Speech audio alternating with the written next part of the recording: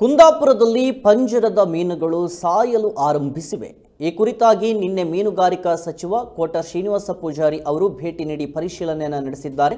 ಇವರ ಜೊತೆಗೆ ಮಂಗಳೂರು ಫಿಶರೀಸ್ ಕಾಲೇಜಿನ ಸಹಾಯಕ ಪ್ರಾಧ್ಯಾಪಕ ಡಾಕ್ಟರ್ ಗಿರೀಶ್ ಎಸ್ಕೆ ಹಾಗೂ ಮೀನುಗಾರಿಕಾ ಇಲಾಖೆ ಉಪನಿರ್ದೇಶಕ ಗಣೇಶ್, ಸಹಾಯಕ ನಿರ್ದೇಶಕಿ ಹೇಮಲತಾ ಅವರು ತಂಡದೊಂದಿಗೆ ಭೇಟಿಯನ್ನು ನೀಡಿದ್ರು. ಮೀನುಗಳ ಸಾವಿಗೆ ಈಗ ಬಂದಿರುವುದು ವೈರಸ್ ಕಾರಣವಾಗಿದೆಯಾ ಅಥವಾ ಬೇರೆ ಏನಾದರೂ ಕಾರಣ ಇದೆಯಾ ಎಂಬುದರ ಬಗ್ಗೆ ಪರಿಶೀಲನೆಯನ್ನು ನಡೆಸಿ ತಿಳಿಸಲಾಗುವುದು ಎಂದಿದ್ದಾರೆ.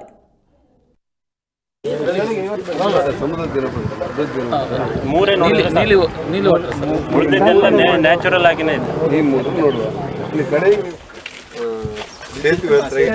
ಮಣ್ಣನ್ನು ತೆಗಿಬೇಕಂದ್ರೆ ಅದೇನೊಂದು ಆಲೋಚನೆ ಮಾಡೋದು. ಅದಕ್ಕೆ ನಿಮ್ದು ಟ್ರೀಟ್ಮೆಂಟ್ ಪ್ಲಾಂಟ್ ಗಂಡಾಂತರ ಪ್ರಭಾವ ಇರ್ಬೋದು. ಮಣ್ಣಿದೆ ಅದನ್ನು ಕ್ಲಿಯರ್ ಮಾಡಿ ಅದು ಮಾಡಿ ಅದು ಕೊಳತಿನಿಂದ ಬರ್ತದೆ. ಮತ್ತೊಂದು ಪ್ರಾಬ್ಲಮ್ ಅಂತಲ್ಲ ನಮ್ಮ ಕುಂದಾಪುರದ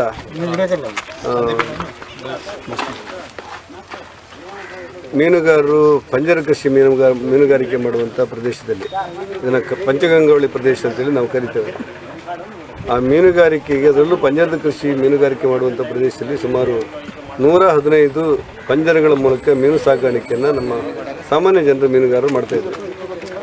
ವಿಶೇಷವಾದಂಥ ಯಾರಿಗೂ ಕೂಡ ಮಾಹಿತಿ ಸಿಗದಿರುವಂಥ ರೀತಿಯಲ್ಲಿ ಮೀನು ಮರಿಗಳಿಗೆ ಕಾಯಿಲೆಗಳು ಬಂದು ಆ ಮೀನು ಮರಿಗಳು ಪಂಜರದಲ್ಲೇ ಸಾಯುವಂಥ ಪರಿಸ್ಥಿತಿ ನಿರ್ಮಾಣ ಆದ ಹಿನ್ನೆಲೆಯಲ್ಲಿ ನಾನು ಮತ್ತು ನಮ್ಮ ಮೀನುಗಾರಿಕಾ ಇಲಾಖೆ ಅಧಿಕಾರಿಗಳು ಮತ್ತು ಇತರ ಮೀನುಗಾರಿಕೆ ಇಲಾಖೆಯಲ್ಲಿ ಅಧ್ಯಯನ ಮಾಡಿದಂಥ ವಿಜ್ಞಾನಿಗಳ ತಂಡ ಇವತ್ತು ಭೇಟಿ ಕೊಟ್ಟೆವು.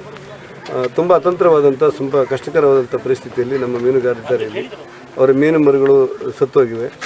2-3 ಕಾರಣಗಳನ್ನು ಹೇಳ್ತಾ ಇದ್ದಾರೆ. ಒಂದು, ನೀರಿನಲ್ಲಿರುವಂಥ ಲವಣಾಂಶದ ಮತ್ತು ಮೀನಿಗೆ ಉಸಿರಾಡಲಿಕ್ಕಿರುವಂಥ ಅಂಶಗಳ ತೊಂದರೆ ಇದೆ ಅನ್ನೋದೊಂದು.